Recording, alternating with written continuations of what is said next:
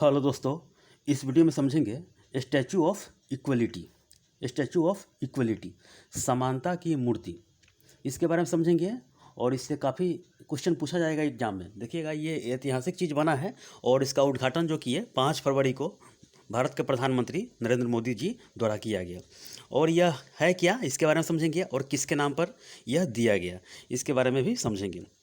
देखिए, statue of equality Ramanujacharya के नाम पर यह मूर्ति स्थापित किया गया है, जो कि तेलंगाना के हैदराबाद में मुचिंतल गांव में यह स्थापित किया गया, मुचिंतल गांव में। और यह 216 फीट पंचलोहा से बनाया गया है। 216 फीट यह पंचलोहा से बनाया गया है। और यह दुनिया की दूसरी सबसे ऊंची बैठी अवस्था में मूर्ति है। दुनिया की दूसरी सबसे ऊंची बैठी हुई अवस्था में मूर्ति है। और प्रथम पूछेगा तो यह थाईलैंड में है, बुद्धा स्टैचू। और यह 216 फीट का बनाया गया है और इसे पंचलोहा का यूज किया गया। पंचलोहा क्या है, जिसमें 5 लोहा यानी कि 5 तत्व मिलकर बना हुआ है। पंच तत्व कह सकते हैं इसे। तो सोना, चांदी, तांबा, पीतल एवं जस्ता। सोना 120 केजी का इसमें लगाया गया। सोना 120 केजी का लगाया गया है। और इसके बारे में आगे समझते हैं। पहले ये हैदराबाद है कहाँ, यह मैप से देखते हैं। और ये तेलंगाना है कहाँ, देखिए ये पूरे भारत का मैप है। एक तरफ अरब सागर है, एक तरफ बंगाल की खाड़ी है, नीचे हिंद महासागर होता है ये। तो ये यहीं पे है दक्षिण भारत में, ये दक्षिण भारत बोला जाता है ये। और यह आंध्र प्रदेश से हटकर तेलंगाना बना हुआ है। यही तेलंगाना है, जिसमें 2 जून 2014 को तेलंगाना राज्य स्थापित किया गया था। उसी तेलंगाना में हैदराबाद है। हैदराबाद में मुचिंतल गांव में यह स्थापित किया गया है। यानी कि जीआर इंटीग्रेटेड वैदिक अकादमी में यह स्थापित किया गया है। 45 एकड़ में यह ज़मीन फैला हुआ है। और इसमें कुल लागत कितना खर्चा हुआ है पूछेगा एग्जाम में। 1000 करोड़ के लगभग यह स्थापित यानी कि रुपया यह खर्चा किया गया है।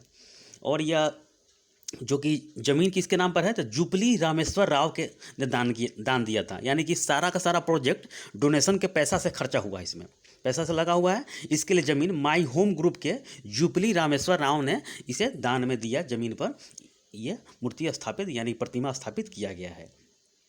तो ये रामानुजाचार्य के नाम पर यह स्टेचू लगा गया है। और उनका जन्म तमिलनाडु के पेरम्बटूर में इनका जन्म हुआ था 1017 ईस्वी में। और ये एक वैदिक दार्शनिक एवं समाज सुधारक थे। और इन्होंने समानता को ज़्यादातर वैल्यू दिया और वैष्णव संप्रदाय को आगे बढ़ाने का यह श्रेय इनको ही जाता है, दक्षिण भारत से उत्तर भारत की तरफ। और इनका प्रमुख संदेश था कि सभी प्राणियों की सेवा करे, किसी का अपमान न करे, अहंकार को न पाले, शांत रहे हरदम। और मंदिरों को समाज के जाति या वर्ग स्थिति की परवाह किए बिना सभी के लिए अपने दरवाजे खोलने के लिए, यानी कि मंदिर के दरवाजे में जाने यानी कि अंदर में जहाँ प्रवेश करने के लिए अनुमति प्रोत्साहित किया जाए। जिस समय छुआछूत, अंधविश्वास बहुत सारे यानी कि चरमोत्कर्ष पर था ये, जिसमें जिसमें अरबवासी आक्रमण भारत के लिए किया था। बहुत सारा भारत में स्थिति बिगड़ गया था उस समय यह छुआछूत स्थिति इतना भयानक हो गया था। उस समय इन्होंने बोला था कि मंदिरों को खोला जाए और समाज के सभी भांति को एक साथ एकजुट कर आगे बढ़ना चाहिए और समाज को छुआछूत से मुक्ति कराना चाहिए। तो बहुत सारा इनका संदेश है, उपदेश है।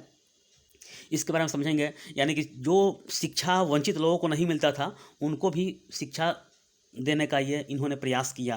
तो ये इनका योगदान था, बहुत बड़ा योगदान था। वसुधैव कुटुंबकम यानी कि अवधारणा दिया था, इनका प्रचार किया था। पूरी धरती एक परिवार है, पूरी दुनिया एक परिवार है। यानी देखते होंगे कि भारत के प्रधानमंत्री हो या भारत के कोई भी विदेश सचिव हो या भारत में कोई भी अदर कंट्री में जाते हैं तो वसुधैव कुटुंबकम की चर्चा जरूर लेते हैं। क्योंकि आइए हमारे यहाँ पधारिए, हम यहाँ दूसरों के यहाँ पर आसन ग्रहण यानी कि भारत में आने के लिए प्रोत्साहित करते हैं कि आइए देखिए, समझिए हमारे भारत को। तो बहुत सारा इन्होंने अपना संदेश उपदेश दिया। तो आइए समझते हैं, पहले आगे इसके बारे में समझ लेते हैं। देखिए, यही है स्टैचू। और यह आंध्र प्रदेश यानी कि तेलंगाना के, यह हैदराबाद में स्थापित है। ये देखिए, यह पर्यटक के लिए काफ़ी महत्वपूर्ण है। ये देखिए, यह है 216 फीट का ऊंची प्रतिमा है ये। अब आगे समझ देखिए। इसी तरह है, ये मेन गेट है, ये सीढ़ी टाइप के है अंदर प्रवेश करने के लिए। ये प्रधानमंत्री है भारत के और इन्होंने उद्घाटन किया यहाँ पर। देखिए, ये बाबा बने हुए प्रधानमंत्री।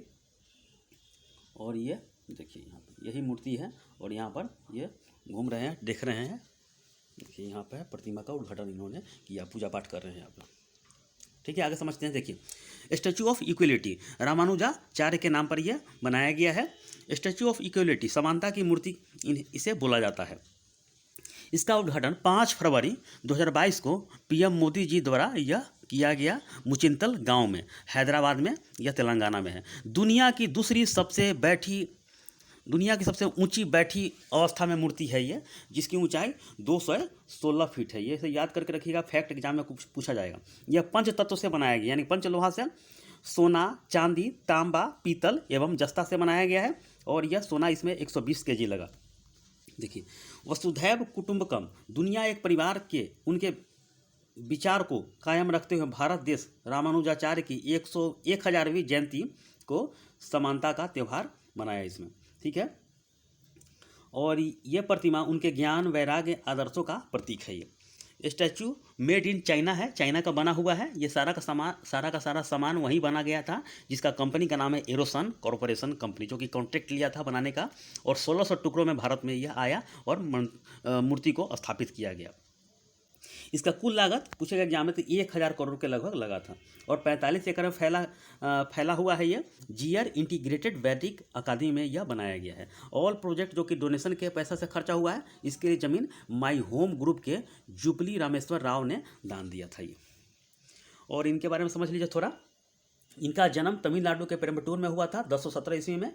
एक वैदिक दार्शनिक एवं समाज सुधारक थे। जन्म के समय इनका नाम लक्ष्मण था। इन्हें इलाया पेरुमल के नाम से जाना जाता था, जिसका अर्थ होता है दीप्तिमान। उन्होंने समाज में भक्ति आंदोलन को पुनर्जीवित किया और उनके उपदेशों ने भारत अनेक भक्ति विचारधाराओं को प्रेरित किया। यानी कि भारत में जितने भी ज़्यादातर जो भक्ति से जुड़े हुए हैं, इनके विचार को प्रोत्साहित किया और ग्रहण किया तब तक। इसीलिए अपने देश को आगे बढ़ाने में योगदान रहा बहुत सारे क्षेत्रों में।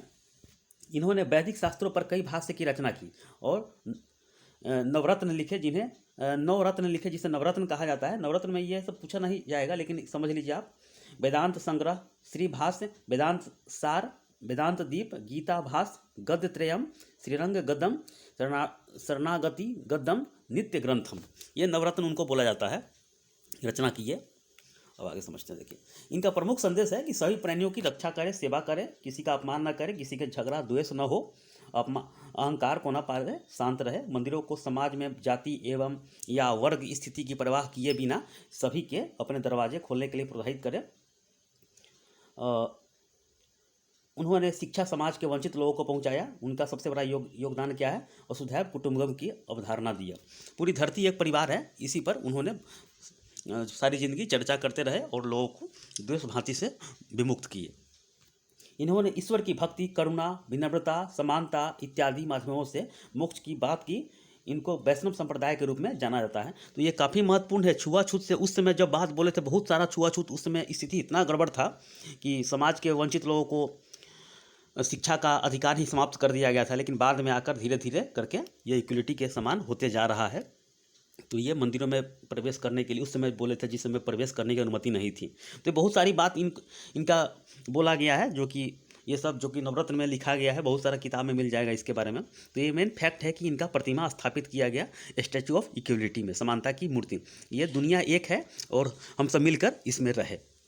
और ये छुआछूत, जाति प्रथा, ये सब कुछ नहीं है। ये सिर्फ इनका इक्वलिटी के बराबर है, काम करते रहे और एक द्वेष नहीं पाले मन में। यही इनका बहुत बड़ा विचार है, बहुत सारा विचार है। इनका विचार सारी दुनिया में बहुत सारा आगे बढ़ा है। भारत में बहुत कम दिखाई देता है, लेकिन धीरे धीरे ये समानता में चला जाएगा। तो ठीक है, इस वीडियो में इतना ही। धन्यवाद।